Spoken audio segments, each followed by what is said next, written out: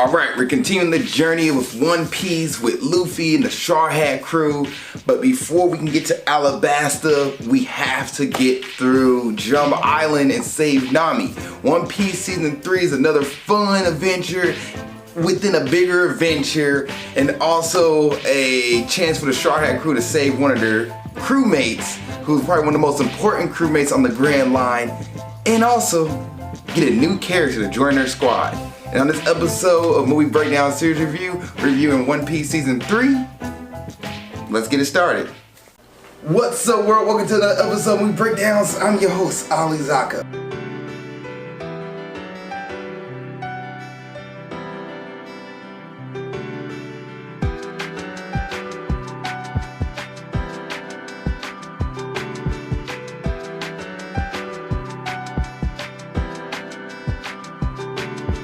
What's up, world? Welcome to another episode of Movie Breakdown Series Review. I'm your host, Ali Zakka. With Movie Breakdown Series Review, we review TV shows, anime, movie series, give each individual series a grade A through A plus and minus to do count, and we give a compilation grade as well at the end of it all. Now, I also have a Patreon. Patreon/Ali Zakka, and for $2 a month, you get the ask me to review whatever you want, and you get to cut in front of everybody. So I review trade reaction, trade reviews on my Patreon, and pretty much anything you want me to review because you're paying for my services. But if you don't want to pay for Patreon, that's cool, because you put in the comment section below of what you want me to review, and I get to it as best I can. Now, let's go ahead and get into today's episode of One Piece Season 3. And this is a spoiler review, guys. If you haven't seen One Piece Season 3, go watch it and come back. It's 15 episodes, episodes 78 to 92. And what it is about? Well, the crew is still trying to get Vivi back home to Alabasta, but Nami gets sick from a bug bite when she was in the jungle that pretty much is called a 5-day flu. And on day 5, it kills her. So the Straw Hat crew is in a race against time to get Nami cured. But when they get to this island called Drum Island, they kind of find out that there's no doctors on this island but one. And Luffy and the gang have to find a way to meet this one doctor to get her to cure Nami. But at the same time, you have a king who returns back home to Drum Island and pretty much try to regain and continue his reign of terror upon the village and the towns and the towns of Drum Island. I was gonna say cities, but there's no cities in Drum Island. That is pretty much the gist of One Piece Season 3.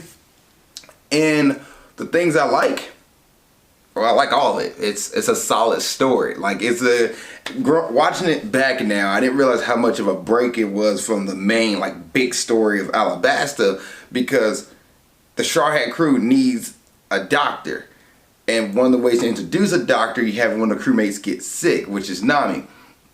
But it's not just older than right, there's just stereotypical doctor comes out of nowhere who meets them. No, the doctor they get is a human reindeer, a reindeer who ate the human fruit, and he's afraid of humans. So the crew has to befriend this human reindeer who's been tortured and betrayed by humans and reindeer, who's an outcast who fits perfectly amongst the Straw Hat crews of a bunch of like unique individuals. They have to find a way to befriend him so he can join their crew as well. And for the most part, this story is really about rescuing Nami, getting the doctor, and Wapple's pointless. This is really Chopper's story. That's the doctor character who the Straw Hat crew gets. He's Tony Chopper. He's the reindeer. This is his story and his backstory on how he joined the Straw Hat crew and his backstory on Drum Island. It's really solid. The story is really, really good. The artwork, animation is still solid. The jokes in this anime, or the jokes in this anime and the story is good as well. It's really good. I find myself laughing at certain bits and pieces. Even the villain, who's more of a joke villain, Wapple, who is the king, he's a joke villain. He's not strong. You never feel like Luffy and the Straw Hat crew is going to, lose to him. Even when he tried to pull out his bag of tricks, he's not a strong character. He's literally just there just to be an annoyance and a nuisance to the Straw Hat crew, and really show that, like, hey, Chopper, Luffy's not a bad guy. He's really just a good dude who wants to see people, do better and live out the adventure, and you have two conflicting viewpoints, because Wapol was pretending to be a pirate and he was just messing around and pretty much spinning in front of pirates' faces, and Luffy took offense to that. So Luffy just wanted to teach Wapol a lesson, but at the same time he rescued the island of Drum Island from Wapol's tyranny. And Chopper ended up joining the Straw Hat crew. He realized Luffy's not a bad guy. This is a chance to get off the island and experience the world, and he becomes an asset to the Straw Hat crew. He fills in as the ship doctor. So it literally hits a bunch of pieces in this season. Like, it's some good writing. The way Oda written this, I couldn't do it myself. So like, it's some good writing there, and it's just a work of art. And Chopper is actually one of the coolest characters at this point in One Piece. He's a reindeer doctor who has the human fruit, and he's a zone type, so he can transform into a reindeer, into more of a human, and then his base form, which is like the human reindeer. You also meet another zone type devil fruit eater, who is Dalton. He is a bull ox. He's an ox, so he has an ox fruit. So he's like human form, his hybrid ox human form, and then his full-on ox form. And this is actually one of the first times in One Piece where you meet other devil fruit user who is not just, I can't think of the actual name of it. I know the anime reveals it later, but they're not just basic devil fruit powers that change the human's body. They're actually abilities to, well, you do meet a Logia type, and that's Smoker, which you don't know what that is until later on, but why he could change his full body into smoke. And then you meet the zone type, which is the third type of devil fruit user, which is those who can turn to animals and humans. So it really does give you a little bit more bigger world of the One Piece world. Also, the end of season 2, you see the Straw Hat crew, get eaten by the giant fish, and the giants blow the fish apart and the Straw Hat crew get through. That's the end of season 2. So season 3, it opens up with them escaping and on their way, and Nami gets sick. And Nami really just really is down bad. She is can't move, can't sleep. Like, she's sleeping most of the time because she can't move, can't eat. She is just high fever for so long. And the Straw Hat crew has to really get her to that doctor. And I'm kind of switching off here because it's very important how they get to Drum Island thanks to this. And Nami showed it, like, even when she's not 100%, she can still predict the weather, and show the crew that, like, y'all need her. And Vivi, who's the princess, she was like, we gotta get Nami healthy first before I go back to Drum Island, because she's just a valuable asset to this team and valuable friend to the group. And Nami, who wants to get to Drum Island, not Drum Island, get to Alabasta to save Vivi's country, she's going to put her health aside, and the crew's like, no, we got to make sure Nami's healthy first. And I do like how this story opens up with that, like, okay, Nami's sick, so we can't continue on to the Alabasta arc yet. We have to get Nami a doctor, and the crew needs a doctor. And since Nami at the end of the season is getting better, but she still needs someone to look over her, know who else to join the crew? Then 2020 Chopper. It's some good writing there. I freaking love it. I know there's other backstories and pieces to jump into, and I might talk about that when it comes to, like, the characters, to break down the characters themselves. But for the most part, that's pretty much season 3 in a nutshell. And I know I did the things I like in what season 3 is, because I really don't have a dislike for this season. I guess watching the Funimation version, the dislike would be, I don't like how Chopper, when he gets bigger, his voice stays high pitched and doesn't get deeper. In the 4Kids version, which I feel like did a better job of this, when Chopper gets bigger, his voice gets deeper. But when he, his animal form and his human mix, his base form, his voice is high pitched. And then when he gets, into the human form, more reindeer, kind of like buff reindeer, I guess, human reindeer, human deer. Anyway, when he gets in that form, his voice gets deeper, but the Funimation version still keeps him the high-pitched voice, so it doesn't really make sense sometimes when I listen to him. Like, I wish they just made his voice deeper, just a little bit deeper, so it's not, the same bass. He's a bigger beast, and you expect his diaphragm to get, deeper. However, that's one of my nitpicks towards it. And then the 4Kids version does have better music for season 3. The Hairlock soundtrack in the 4Kids version, his theme it hits home for me more than the 4Kids and then the Funimation version, where it's just like basic One Piece soundtrack. If you get what I'm saying, you seen the 4Kids version, you know that soundtrack, which only plays on the Drum Island scene, doesn't play again in the Funimation version, which is the same songs you hear throughout the season and series. It's the same soundtrack. Now they did add like a kind of like an opera thing when Hairlock passes away in this season. Like, and this is another thing that bothered me with the 4Kids version, because the 4Kids version took a lot of stuff out. I get they want to be edited and didn't want to, you know, try to be all the censorship stuff, but the censorship really hurts the Drum Island arc in the 4Kids version, because Hairlock passes away, but he blows himself up in the Funimation version, the actual story. In 4Kids, he just drinks, and then you hear this doom, doom, doom, doom, doom, and then he's dead. You don't know what happens. You know what, like, Wapple said he did himself in, but you don't really know how he did himself in. I guess you assume that he drank poison, but in the Funimation version, he drank like a bomb and blows himself up, which is more impactful. And you're like, oh my gosh. And then at the ending fight where Luffy beats Wapple, Wapple runs away from Luffy and then goes and finds like this bird sitting on top of, we don't know what it is, like on top of something. And Wapple's about to eat the bird. He's the king, nobody shoot my castle, and Luffy stops him. But in the Funimation version, Wapple actually has a gun cannon. He's trying to use it, but the birds made the cannon their home. So there's a nest in there and it kind of clogs up the gun. And Wapple's like, ah. And then he tried to attack the bird and Luffy stops him, which are two different things. And it fills some holes that the 4Kids version left, that as growing up as a kid, I was like, I always wonder what was this, what really happened there. And then watching the Funimation version, I was like, ah. So 4Kids doesn't really do One Piece justice, but the soundtracks and themes and music that it does and character voices, I think 4Kids hits better than the Funimation version. But that's just my thoughts on that. And one more thing I like before I get into the characters, I do like the exposition in this season. Watching it back, there's a lot of stuff that gets brought up in the Drum Island arc that happens in chapters and episodes away from this season.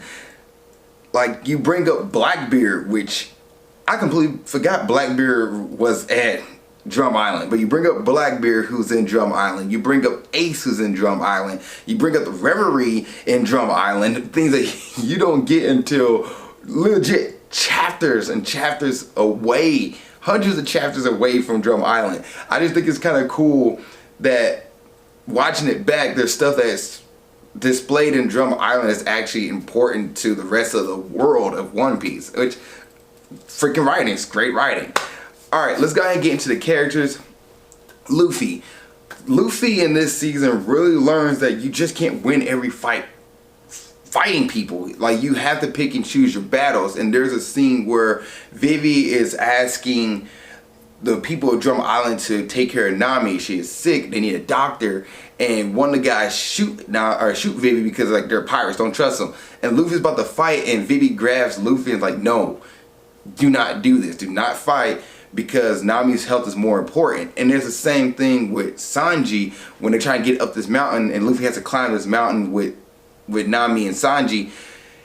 He's telling Luffy not to fight. Luffy's like, I want to fight these monsters. And Sanji's like, no, Nami's health is more important. Nami's on your back. She can feel everything you do. Do not fight. Just keep running. And Luffy really learns, like, okay, pick and choose your battles versus just swinging your way out of every fight. He learns that maybe this is not the right time to fight. And then he finally gets his moment to fight Wapple later in the season. But those little things regarding what it's like to be a leader and what it's like to be a captain, pick and choosing your battles, Luffy learns that to me, or it's more on display to me in this season than any other season so far. Which I love it. I love the writing for it. Then you have Nami. Nami, for the most part, has been pretty sick in this season. She is on her deathbed at this point, and she can still help the crew navigate the waters, but for more for the most part, they really need her to get by, and they need her to be healthy. So Nami's there, but she's mostly sick, and she's the focal point of this season as far as the plot. Sanji does more in this season.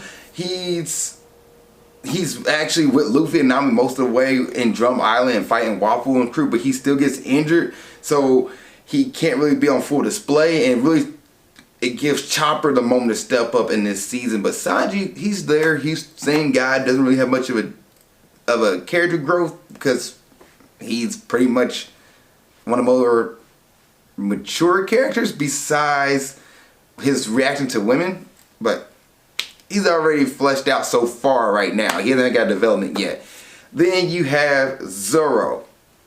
Zoro is here in this season. He's here.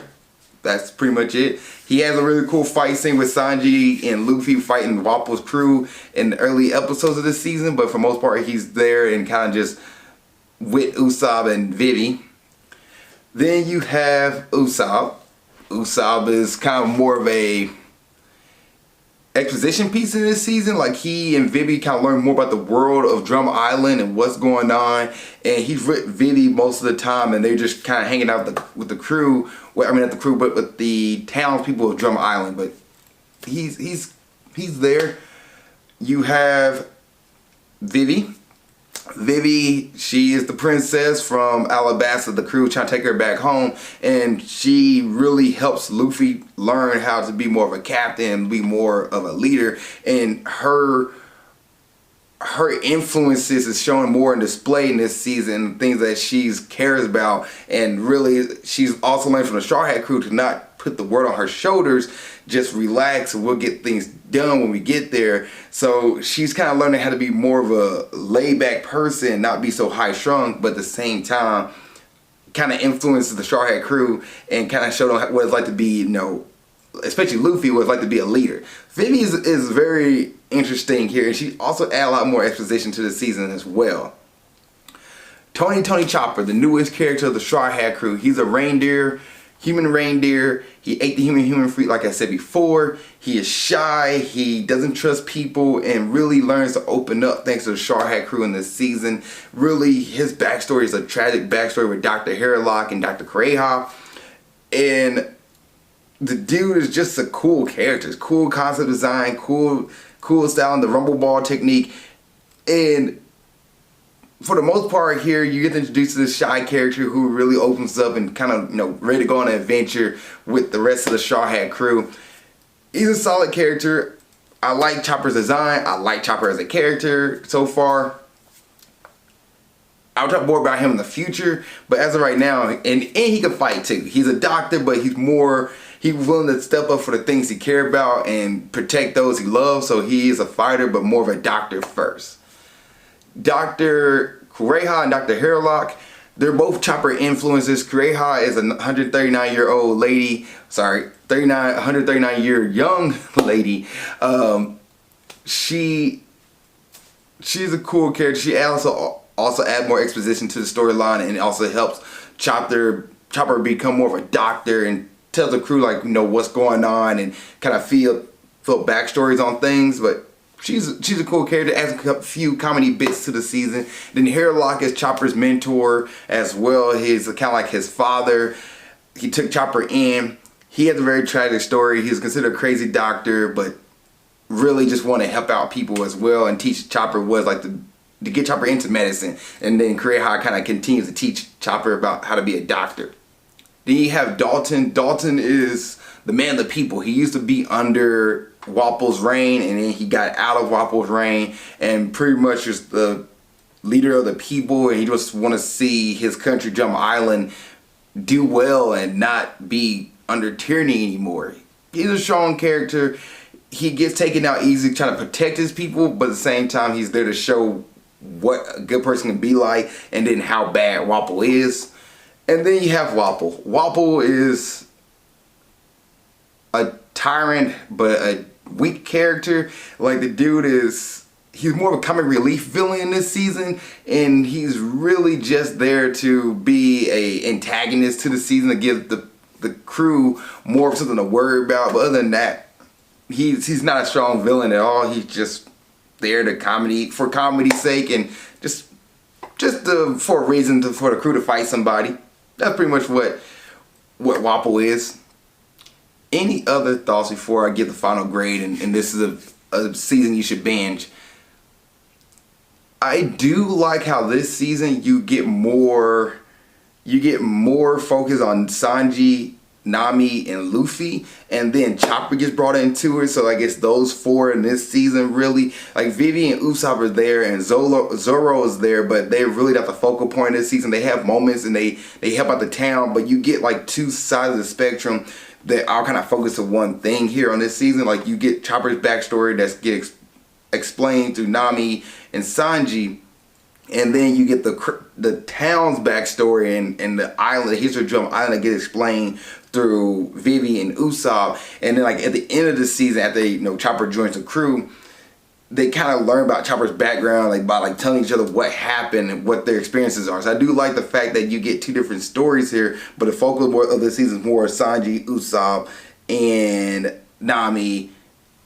No, sorry, not Usopp, but Sanji, Luffy, Nami, and Chopper is more the focus. Usopp and Vivi are on their own thing, and Zoro is kind of on his own thing. And there's like, it's organically written. Like, you have these two that go off and do their thing, and you have these three that go off and do their thing. Like, it's not like, oh, we all should go together. It's like, no, well, let's go here, and y'all guys stay here, and we'll meet you guys up later. Like, it's organically written, so it doesn't feel like they're forced to do it, or it doesn't feel like they're just showing up. Like, it organically write them out, so those characters not focused on this season. You can focus on these characters, because if all of them was there with Nami trying to fight Wappo, it could be a little crowded. So I do like the way the story is written. The music is the same, music you heard throughout the rest of the series. If you don't like the One Piece soundtrack, the original soundtrack for One Piece, by this point it's not gonna grow on you. They do have a few different, like Chopper has a theme that gets played, and Hairlock has a theme that gets played, but other than that, it's not really much of a difference there. And then, is this a binge-worthy season? Yeah, season 3 is binge-worthy. You'll find yourself getting behind the stories and keep watching, so on and so on. And it's good to binge on a Friday night. It's a Friday night binge. And grading time. I'm gonna grade season 3 of One Piece a B+. The B+ for me, the reason why, I think the storyline is written really well. Chopper's backstory and Chopper's introduction to the crew is great. The only thing that hurts the season is the villain, Wapple. He's not a good villain. He's kind of there, more of a joke character. The crew don't have a struggle with him. He's just there. So that's the only bound part of season 3. Other than that, it's really good. It's really good season, solid season, B+, which is a 89%. If you guys seen One Piece Season 3, what did you think? Please put in the comment section below. Other than that, see you guys in the next episode when we break down series review, and keep being awesome. Thank you so much for making it to the end of this video. I really appreciate that. Please don't forget to like, subscribe, and comment. If there's a review you want me to watch or do, let me know. Please put it in the comment section below this video. Also, you want to watch the last episode movie breakdowns, it's right there. Just gotta click on it and you'll be able to watch it.